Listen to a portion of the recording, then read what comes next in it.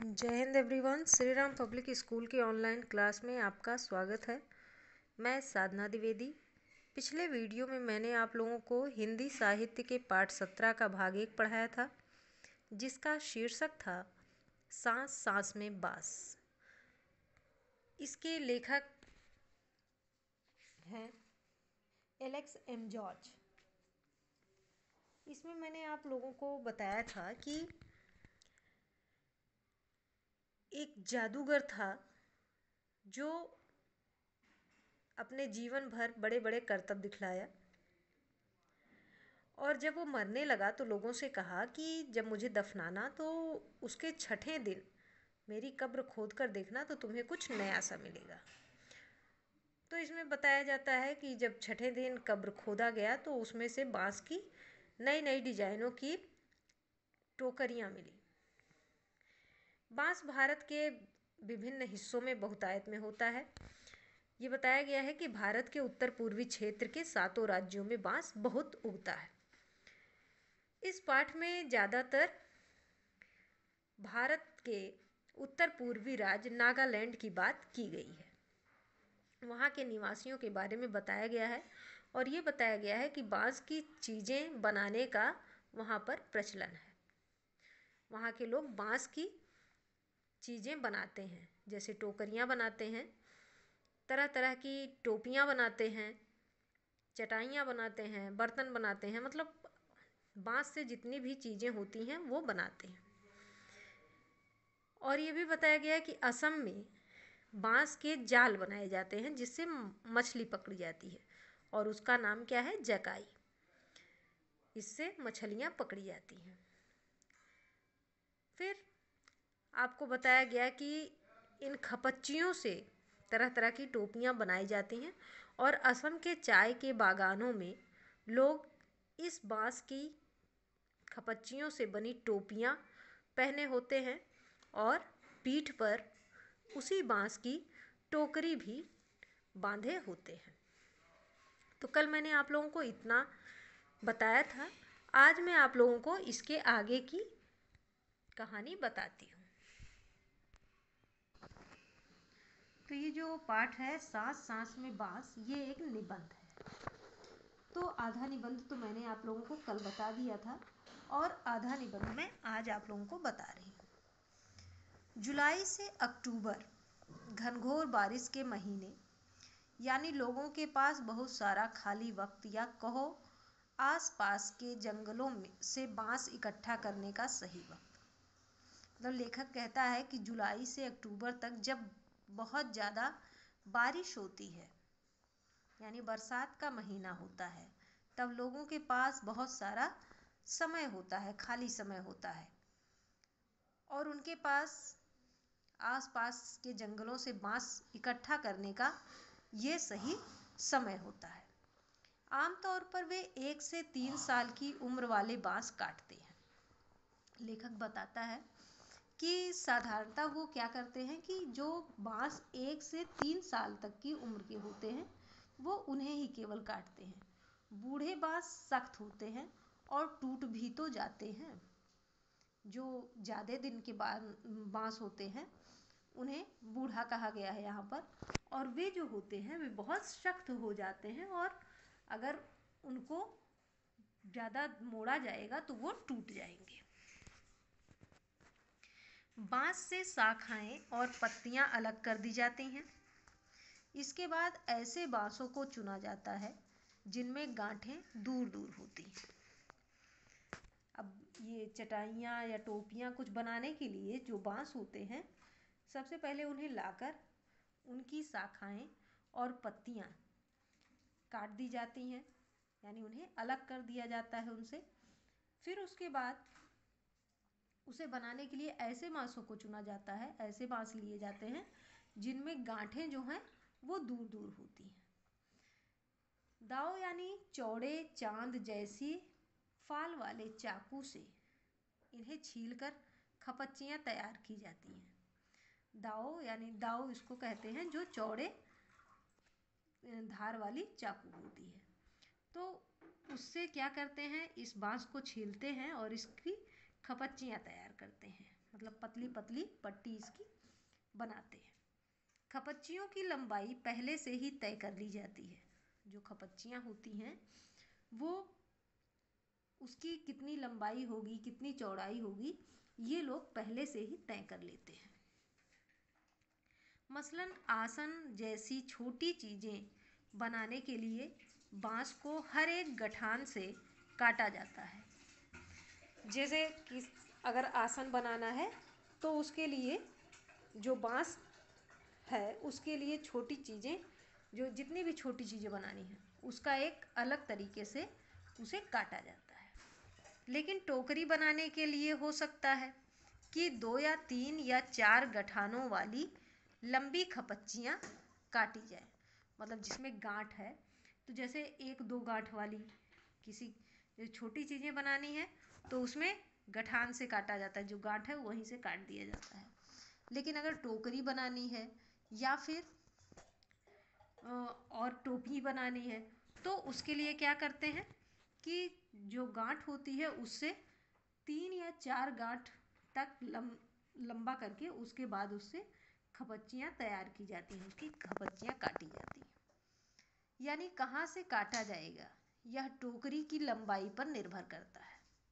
यानी खपच्चियाँ, टोकरी कितनी लंबी बनानी है, फिर उसे बनाने के लिए कितना लंबा खपच्ची चाहिए, तो इसलिए उसको टोकरी बनाने की लंबाई पर निर्भर करता है। जैसी टोकरी होगी वैसी ही खपच्चियों की लंबाई भी होगी। आमतौर पर खपच्चियों की चौड़ाई 1 इंच से ज़्यादा नहीं होती है।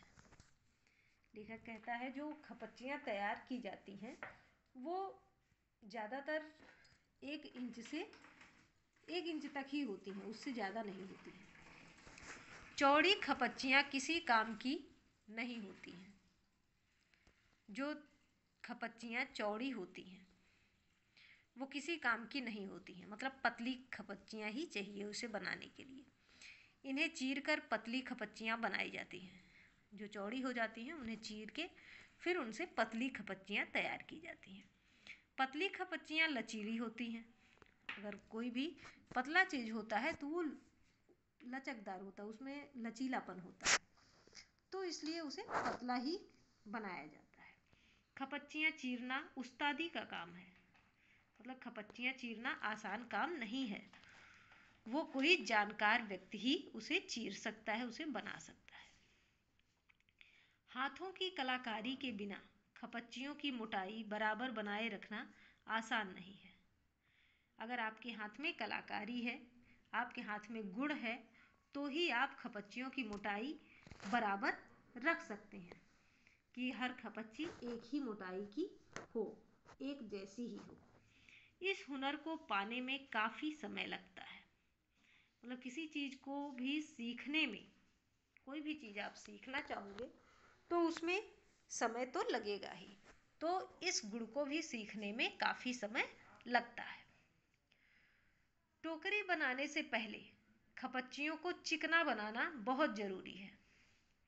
टोकरी जब बनाई जाती है तो उसके पहले जो खपच्चियाँ बनाई जाती हैं उसे पहले खूब चिकना किया जाता है। जैसे आप लोग पंखा देखे होंगे हाथ से जो झलते हैं, बेना जिसे बोलते हैं, उसकी जो पतली पतली देखिए किस तरीके से बांस की पतली पतली खपच्चियाँ तैयार करके उसके बाद उसे बीना जाता है, वो कितने चिकने होते हैं। उसी तरीके से टोकरी बनाने के लिए भी जो खपच्चियाँ होती हैं उन्हें चिकना किया जाता है, तब उसके बाद वो कहीं टोकरी बनाने के काम आता है। यहाँ फिर दाव का काम आता है। दाव यानी वो जो चौड़ी धार वाली चाकू होती है। खपच्ची बाएं हाथ में होती है और दाव दाएं हाथ में। जो खपच्ची बनाते हैं लोग वो पहले खपच्ची को क्या करते हैं, बाएं हाथ में लेते हैं और दाव जो होता है यानी वो जो चाकू होता है उसको दाएं हाथ में लेते हैं। दाव का धारदार सिरा खपच्ची को दबाए रहता है। जो चाकू होता है उसका जो धारदार सिरा होता है वो खपच्ची को दबाए रहता है, जबकि तर्जनी दाव के एकदम नीचे होती है। ये जो हमारे अंगूठे की बगल वाली उंगली होती है वो कहाँ होती है? दांव के एकदम नीचे, जो चाकू होता है उसके नीचे होती है। इस स्थिति में बाएं हाथ से खपच्ची को बाहर की ओर खींचा जाता है। इसी तरीके से क्या करते हैं कि बाएं हाथ से पहले दाएं हाथ से चाकू पकड़ते हैं और नीचे से खपच्ची पकड़ते हैं उंगली से। उसके बाद बाएं हाथ से उसको खींचते हैं ताकि जो उसमें रेशा जैसा है उसे चिकना किया जा सके। इस दौरान दायां अंगूठा दांव को अंदर की ओर दबाता है और अंगूठे से उस चाकू को दबाते हैं और दांव खपच्ची पर दबाव बनाते हुए घिसाई करता है और उससे क्या करते हैं? दांव से खपच्ची को अच्छे से घिसते हैं जब तक खपच्ची एकदम चिकनी नहीं हो जाती। जब तक जो बांस की पट्टी है वो एकदम चिकना ना हो जाए, एकदम चमकदार नहीं हो जाती है, तब तक ये प्रक्रिया जो है, ये काम जो है दोहराया तिहराया जाता रहता है। इसके बाद होती है खपच्चियों की रंगाई। जैसे खपच्ची जो है वो तैयार हो जाती है, उसको चिकना कर लेते हैं, उसके बाद क्या करते हैं? इसकी रंगाई करते हैं। इसके लिए ज़्यादातर गुड़हल, इमली की पत्तियों आदि का उपयोग किया जाता है। मतलब इसको रंगने के लिए ज़्यादातर गुड़हल और इमली की पत्तियों का प्रयोग किया जाता है। काले रंग के लिए उन्हें आम की छाल में लपेटकर कुछ दिनों के लिए मिट्टी में दबाकर रखा जाता है। जैसे अगर उस खपच्ची को काला करना है तो उसे क्या करते हैं कि आम की छाल में उसको लपेट देते हैं और उसके बाद उसे मिट्टी में दबाकर रख देते हैं, तब वो काला हो जाता है। बांस की बुनाई वैसे ही होती है जैसे कोई और बुनाई। जैसे बांस की जो बुनाई होती है वो भी वैसे ही की जाती है जैसे लोग अलग चीज़ों की बुनाई करते हैं। पहले खपच्चियों को चित्र में दिखाए गए तरीके से आड़ा तिरछा रखा जाता है। अब देखिए यहाँ पे आप लोगों को दिखाया गया है कैसे वो खपच्ची रखी पतली पतली किस तरीके से बनी हुई है, कैसे आड़े तिरछे तरीके से वो रखा गया है। तो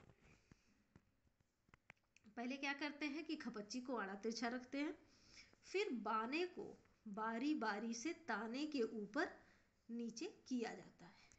फिर उसको बीनते समय किसी के नीचे फिर ऊपर ऐसे ही करके उसे बीना जाता है। इससे क्या होता है? चेक का डिजाइन बनता है, इससे चेक टाइप बन जाता है। पलंग की निवाड़ की बुनाई की तरह, जैसे पलंग की निवाड़ होती है, जैसे आप लोगों का जो चारपाई है वो बुना जाता है, उसी तरीके से उसका भी डिजाइन तैयार हो जाता है। टुइल बुनना हो तो हर एक बाना 2 या 3 तानों के ऊपर और नीचे से जाता है।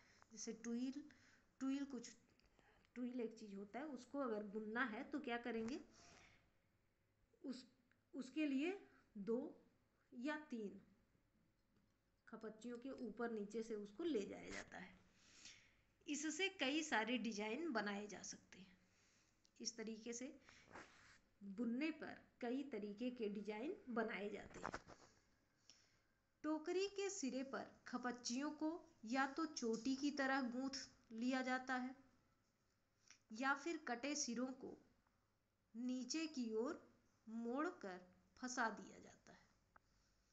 फिर बताते हैं कि जैसे टोकरी तैयार हो गई बनके, तो जो ऊपर खपच्चियाँ उसकी निकली हुई हैं तो उसको क्या करते हैं, कभी कभी चोटी की तरह गूंथ देते हैं और गूंथ कर उसमें लपेट देते हैं।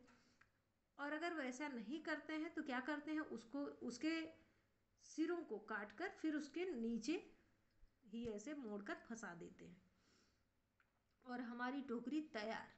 चाहो तो बेचो या घर पर ही काम में ले लो। लेखक कहता है कि इस तरीके से बनाया जाता है टोकरी, और जब खपच्चियों को मोड़ दिया जाता है तो टोकरी उस समय तैयार हो जाती है। अब उसे चाहे बाजार में बेच दो या फिर अपने घर में ही किसी काम में ले लो।